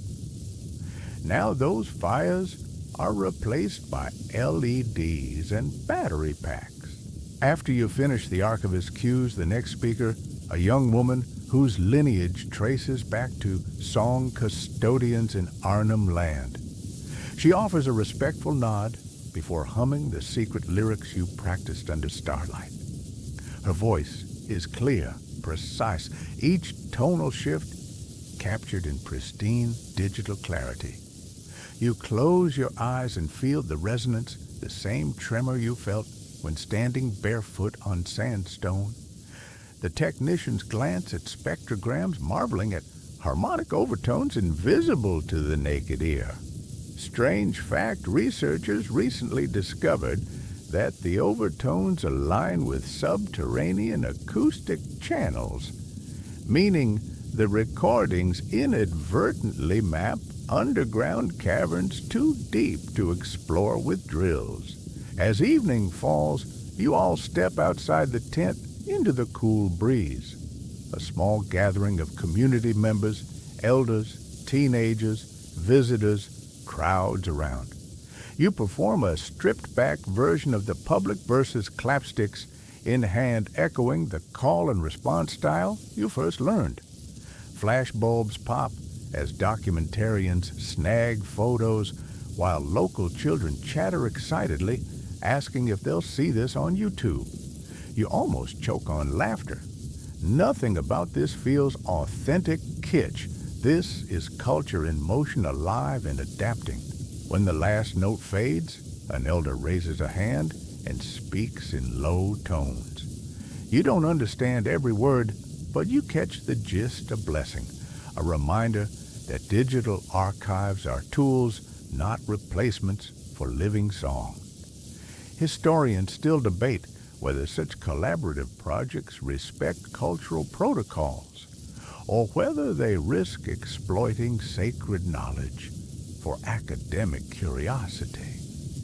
You nod, solemnly aware that this struggle between preservation and appropriation has raged for decades. Later, you collapse onto a tarpaulin beneath the milky ribbon of the Milky Way. The night air vibrates faintly with distant cicadas and the soft rustle of spinifex. You hum the final lullaby melody that will close tonight's session and tomorrow's and the day after that, because preservation demands repetition. Each recording, each performance, each digital file is a drop in a vast reservoir of shared memory. You tuck your phone away the screen, still glowing with file transfers, and whisper into the darkness, "May these songs never fade." With a final chuckle at the absurdity of preserving millennia-old practices with USB sticks and cloud backups, you lean back, letting the recording tent's generator drone lull you toward sleep. Tomorrow, you'll follow the same verses into untouched country, but tonight, you dream of a future where song lines persist in voices, not just on hard drives. After all, living song is its own best archive. You slip off your boots and settle into the soft curve of a cool earth nest, where the campfire's glow flickers against a circle of weathered faces and wide-eyed children. It feels like the world's oldest classroom, only the lesson plan is etched in melody and memory instead of textbooks. A grandmother in ochre-painted hair ties a length of kangaroo hide clapsticks to her wrist and smiles at you, nodding for your voice to join the chorus. You hum the opening public verse, a warm rolling chant that feels like a welcome mat stretched across the red dirt. Come on in, it seems to say. Let your heart learn the land. All around, families cluster close, toddlers clutching twig-sized clapsticks, teenagers tracing verses in the air with playful finger dances, and elders tapping soft counterpoints on hollowed branches. In the glow of the fire, you see sparks drift upward like fleeting notes in a musical score. Strange fact, some communities use clay clappers, hollow balls of sun-baked clay painted with ochre to teach rhythm alongside melody, and when thrown into a small fire, they crackle in tune with the song, creating a living percussion track. Few outsiders realize those crackles aren't random. They're a deliberate classroom tool that embeds tempo into muscle memory before words even form on young lips. You crouch close to a small boy whose wide eyes track your every inflection. He opens his mouth to mimic your hum, but his tone wavers like a guitar string just off its tuning peg. You ruffle his hair and share a knowing grin. Don't worry, mate. Even chords need fine-tuning. An elder chuckles and leans in to guide his pitch. Lower here, she whispers, placing a gentle finger near his throat. Lift your chest. Feel the country in each breath. You nod at her patient correction, a reminder that these community circles are more than rehearsals. They're rites of passage where every voice matters and every mistake earns a gentle steering hand. As the song winds through its public verses, you switch to the secret chorus, a hushed, intimate stanza meant only for initiates approaching adulthood. The younger children stare with wide wonder as the adults lower their voices to a reverent murmur. Each tonal shift sends soft tremors through the ground, and the toddlers press their palms against the cool earth as though trying to feel the echoes beneath their fingernails. You watch them giggle when the deep bass vibration tickles their cheeks. It's a lesson in respect some knowledge carries weight, both sonically and culturally, and must be handled tenderly. In the distance, the low roar of a four-wheel drive caravan reminds you that civilization never sleeps. You recall the 2008 National Apology to the Stolen Generations, an event broadcast on every TV screen across Australia, meant to acknowledge past injustices and begin healing. Historians still debate whether that formal apology truly restored rights, or if it offered only words without systemic change. Here under the open sky, you sense that apology ring true not in political speeches, but in these teaching circles where the past's wounds are mended in song and shared breath. You straighten and take the lead, guiding the group into a gentle call and response. Gulgaru you sing, and the circle echoes back Gulgaru, each syllable a droplet in a melodic chain of survival. Parents lean close to point out subtle inflections. Teenagers correct one another with playful jibes. You're turning it into a yodel, and the children squeal when you exaggerate the high notes, making the tune wiggle like a startled lizard. Laughter ripples like water, reminding everyone that learning is as much joy as duty. The fire's glow dims as coals settle, and you drop your clapsticks into the sand with a soft thump. You ask the circle to close their eyes and hum the melody in silence, feeling each note vibrate through chest and fingers alike. You sense the circle's collective breath deepen, a shared resonance born of countless generations holding this tradition.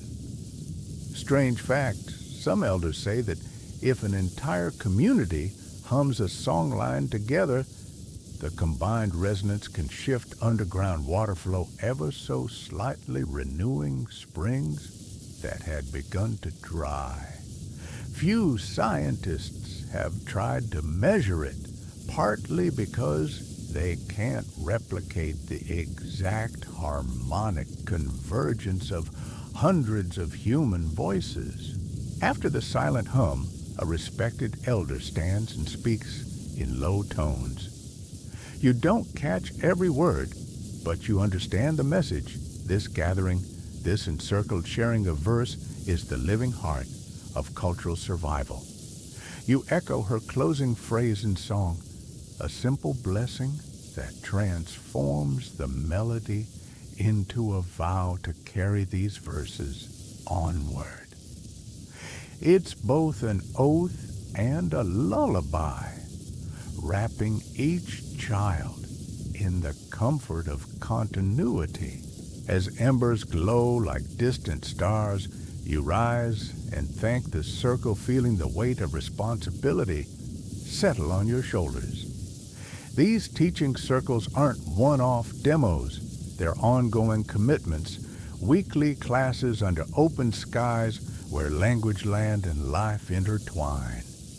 You tuck a final verse into your memory before sunrise, knowing tomorrow you'll join a different circle in another valley, each with its own nuances and sacred etiquette.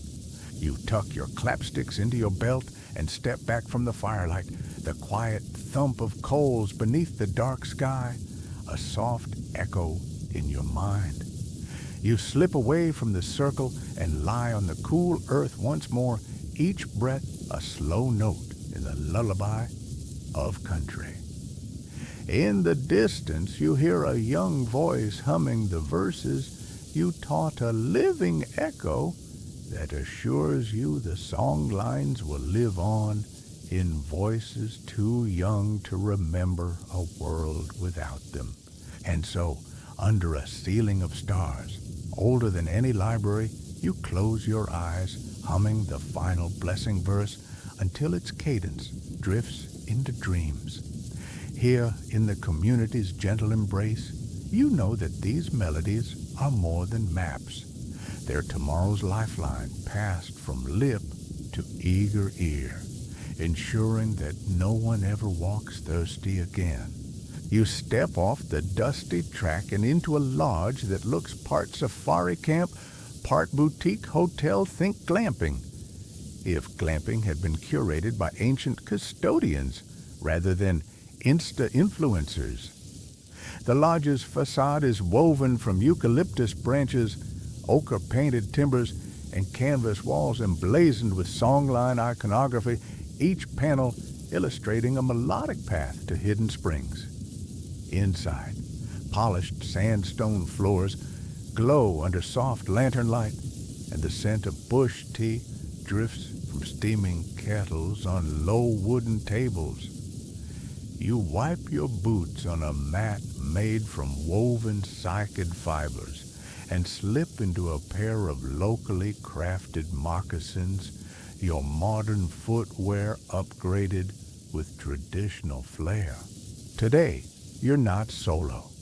You're part of a cultural tour that invites visitors from Sydney, Melbourne, even overseas, to hum alongside elders as they trace water maps through song.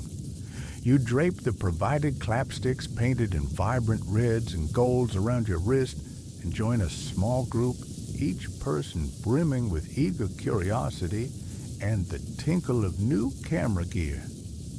It's like being in a walking choir, except here the sheet music is invisible and lyrics are ancient. A tour leader greets you with a grin that crosses language barriers, ready to map the outback with your voice. You nod, thinking, this beats any GPS-guided walking tour you've ever tried, where the only thing you map is how many steps you've burned. As you emerge into the red morning light, elders begin the opening refrain, moving in unison as they recite the public verse you know well. You mimic their posture feet, shoulder width apart, spine straight, shoulders relaxed, and hum the low rolling chant that guides you eastward toward a spring beneath a ghost gum. The group's voices merge into a single hum, rising in harmony like a human didgeridoo. Strange fact, some cultural tourism operators have discovered that synchronized humming at specific frequencies can induce mild endorphin release, creating a natural group high that deepens participants' sense of connection to country. Few tourists ever realize they're not just following a path, they're unwittingly nudging their own biochemistry. The first waypoint is a hidden soak, where a trickle of water oozes from beneath layered sandstone. You crouch and plunge your palms and letting the cool liquid cascade over your fingers. A tourist beside you gasps and laughs, describing it as like finding the world's best underground water park. You grin and reply, just wait until you see the next curve in the song. As the group stands, elders shift into a brisker tempo, signaling a fanfare of joy. This spring is particularly pristine, a communal VIP lounge carved by time and tune. Historians still debate whether these early tours, if you can call them that, doubled as solemn ceremonies to welcome neighboring clans, or were simply social gatherings with free refreshments. Either way, the mingling of voices around waterholes predates any modern experience economy. You follow the second verse uphill where the landscape rises into a small mesa. Each step you take is accompanied by the guide's gentle reminder, listen for the echo. At the mesa's lip, you hum a trill, and the sound returns fragmented and layered like a choir answering itself from far-flung balconies. The echoing chamber here is legendary, once used during the 1957 Queen's visit as a natural amphitheater for welcoming ceremonies. Tour guides still tell the story of dignitaries gasping at the natural acoustics, unaware that centuries of songlines had refined this stage into a living concert hall. You chuckle at the thought of Queen Elizabeth applauding to the tune of an unbroken 20,000-year-old melody. Your group descends into a valley where vibrant desert wildflowers bloom in defiance of arid soil. Clad in wide-brimmed hats and carrying water bottles, tourists snap photos and record videos, but elders wave them into silence for a moment of shared hum. You feel the collective throat vibration resonate through the soles of your feet, anchoring you in a way Instagram filters cannot replicate. After a minute, the cameras snap back on, but the memory of that joint reverberation lingers, an experiential imprint far stronger than any digital breadcrumb. Midday sun warms your neck as you reach a grove of ancient river gums. Here, elders slip into the secret verses, those hushed lines that mark subterranean aquifers. The tourists lean in eyes wide, careful to lower their volume so as not to disrupt the sanctity of the moment. You watch as novices struggle with the tonal subtleties, faces scrunched in concentration. You offer a playful coaching. Extend this note like you're holding a phone call with your boss, no time for static, and the group erupts in soft laughter, breaking the tension. Strange fact, instructors have found that adding light humor during these teaching moments increases retention rates by up to 30%, turning cultural depth into a crowd-pleasing workshop. In the afternoon, you gather around a shallow pool where the songlines of 3 different clans intersect. Each elder takes a turn, sharing their clan's version of the refrain, subtly different in pitch or rhythm. It's a living masterclass in regional variation, a melodic dialect tour, if you will. You hum each variant, marveling at how a mere shift of a semitone can redirect you 10 paces southward. You exchange amused glances with fellow tourists as one elder's version prompts a spontaneous clapstick solo, transforming the water's reflection into a glittering stage.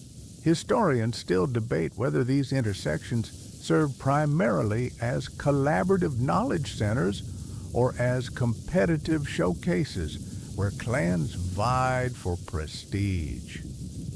From where you stand, it feels like a bit of both a cultural exchange program powered by song, As evening cools the air, the group returns to the lodge for a final gathering around a communal hearth. Elders lead a closing song, its melody slow and expansive, a thank you to country for its generosity.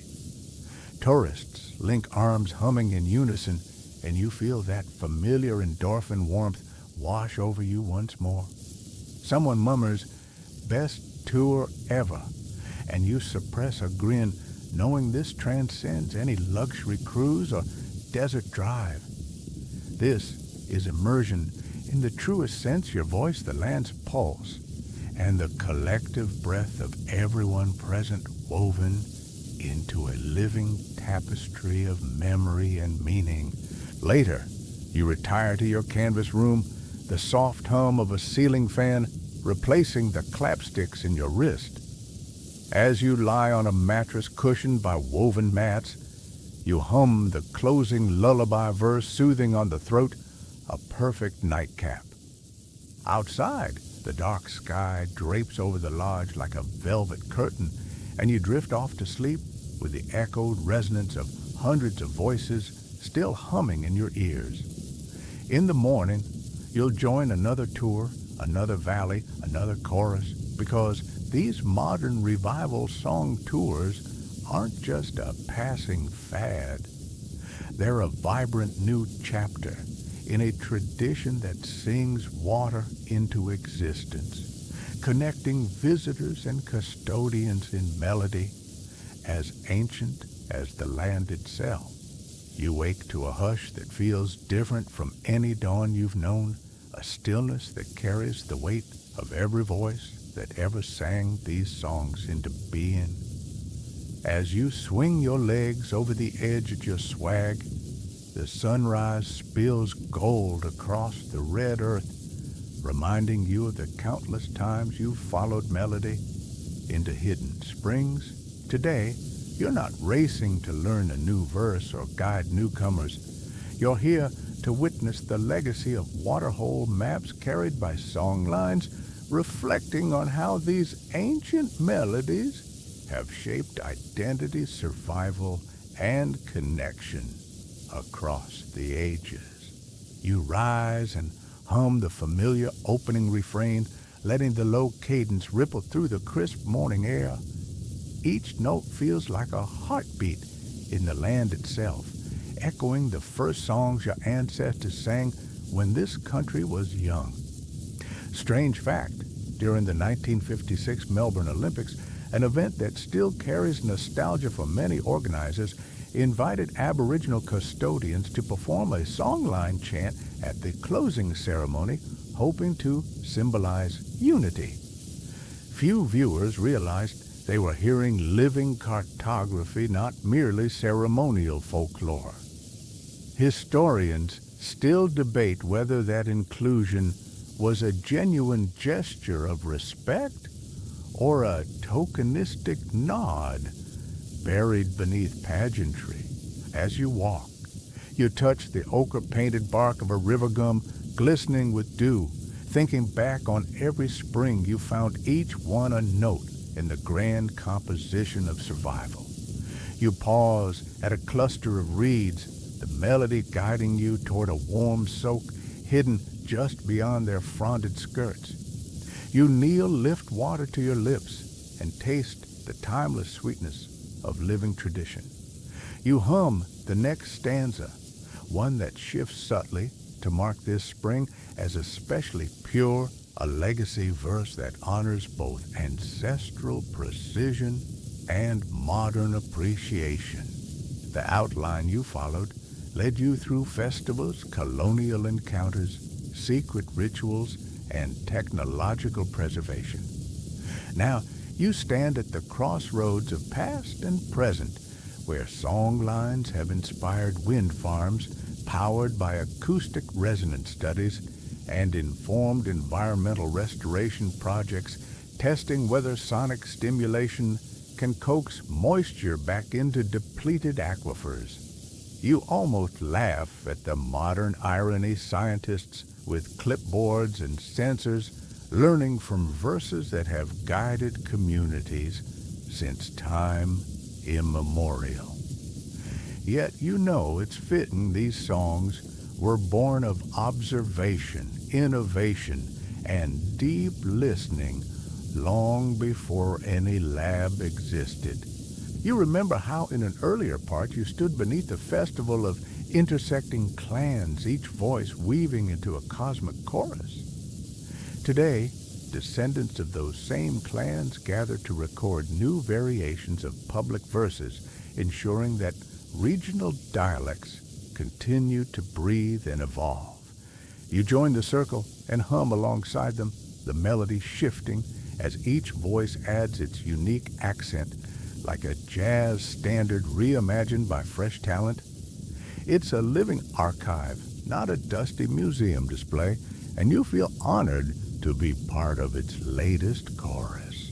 Historians still debate whether modern revival tours and digital archives dilute the sacredness of songlines, or whether they amplify awareness and respect among broader audiences. You watch young custodians teaching visitors to hum a few opening bars, their laughter contagious. You lean toward a nearby elder and whisper, "Isn't it remarkable how these melodies still carry water and hope?" She nods, eyes sparkling. "They've always carried life," she replies. You step away from the circle and follow the melody, guiding you to a secluded soak where mosaic patterns of algae coat the shallows in emerald and jade. You kneel, tracing the pattern with your fingertips, and hum the stanza that tells the story of this pool's creation in Dreamtime lore. The water shimmers, reflecting the sky in fractals of blue and gold. You sip slowly, each taste reminding you that legacy isn't just about preservation. It's about renewal, passing the song from one generation to the next so that life continues to flow. As the sun climbs higher, you retreat to a shady hollow. Beneath a sandstone overhang, you stretch out, letting the day's warmth settle over you, and hum a gentle variation of the lullaby melody that once closed secret ceremonies. You reflect on how these sung maps have threaded through colonial diaries, scientific studies, festival stages, and bedtime stories, always adapting, always alive. The melodies have informed not just navigation, but art, architecture, and even climate research, as scholars explore how acoustic waves might stimulate soil moisture. It's the ultimate example of cultural intelligence anticipating modern innovation by tens of thousands of years. You stand and dust sand from your knees, feeling the legacy in every note resonating through your bones. Today, you'll join a final gathering where the community will share blessings in song, weaving together public verses, secret lines, and modern adaptations into one grand tapestry. You hum the opening bars and other voices rise to meet you, a chorus of continuity echoing across the hollow. In that moment, you sense the true power of Waterhole maps sung into existence. They are more than survival tools. They are the living pulse of country identity and collective memory. You close your eyes and let the harmonies wash over you, knowing that tomorrow you'll rise again to add your voice to this ever-expanding song. Because as long as there is country to walk and water to find, these melodies will endure, carried forward by every footstep, every breath, every humming heart, connected across time by the enduring legacy of song lines guiding water into existence. You stir as the first soft glow of dawn filters through the spinifex painting, the red earth in pastel washes that feel more like watercolors than solid ground. You rise slowly, each movement measured and reverent as though waking from a dream born of song itself. This morning, the song you carry is the most tender of all, a lullaby, woven from every melody you've learned, carrying the weight of survival and the lightness of memory. As you hum the opening phrase, a gentle, elongated note that feels like an exhale, you sense the land leaning in, waiting for the final gift of your voice. Barefoot, you step onto the cool sand and let the lullaby unfold. Each note drifts low and soft, guided by the hush of dawn's breeze. You think back on every segment of this journey, the roaring festivals, the crackling fireside lessons, the secret verses etched in stone, the seasonal rains, the colonial encounters, the recording tents, the teaching circle, the cultural tours. Now they all converge into this single melody, gentle as a breath, but powerful enough to carry the weight of generations. You hum the second phrase, a sweet rising inflection that honors the ancestors who first sang water into being, their voices echoing across millennia. With each step, you weave a path beneath ghost gums whose pale trunks shimmer like sentinels in the new light. You pause beside a hidden soak, its surface as calm as glass, and lean close to let your lullaby ripple across the water.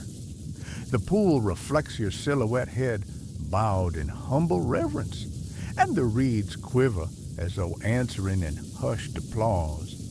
You hum the third phrase, a soft trill that tickles your lips and trembles in the quiet air, marking this spring as sacred ground where dreams and survival intertwine.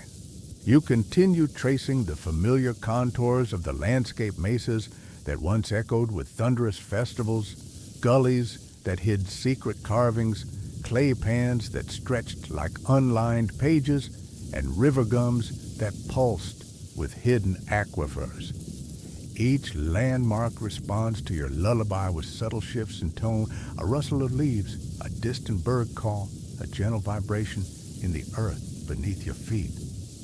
Strange as it sounds, you feel the country itself humming back, enveloping you in a soft embrace of shared memory.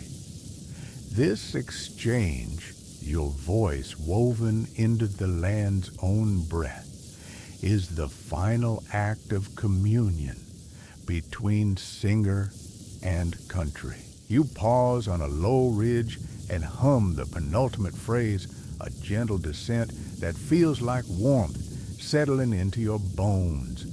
You close your eyes and let the melody wash over you, recalling the countless voices, elders, children, custodians, strangers who joined in chorus over weeks now stretched into seasons. Each voice was a thread in the tapestry of songlines binding you to country and to each other. Now, as you hum this lullaby, you sense those voices gathered around you, a circle of light that transcends time and place. As the final note slips from your lips, a slow, breathy diminuendo, the world seems to exhale. The desert lights soften, the spinifex blades settle, and the horizon glows with promise rather than harsh glare. You open your eyes to a day gently unfolding the air, scented with dew and the lingering sweetness of eucalyptus. You feel both timeless and new, carried by a melody older than memory, yet alive in this moment. With a soft smile, you turn and walk back toward the camp, each step echoing the lullaby's final cadence. You know this song will live on in hearts and voices long after you depart, guiding seekers to hidden springs, comforting listeners in dimmed rooms, and connecting souls across vast distances. The Waterhole maps sung into existence, now rest gently in every whisper of wind and ripple of water, a lullaby for country and for all who call it home. Now dim the lights and let the echoes of songlines settle like soft dust around your dreams. Listen for the gentle hum beneath your heartbeat, the whisper of ancestral voices guiding you toward peace. As you drift between worlds, imagine waterholes shimmering under starlight, mapped by melody and memory. May this lullaby carry you gently through the night, weaving the promise of life and connection into the fabric of your rest. End of script. Sweet dreams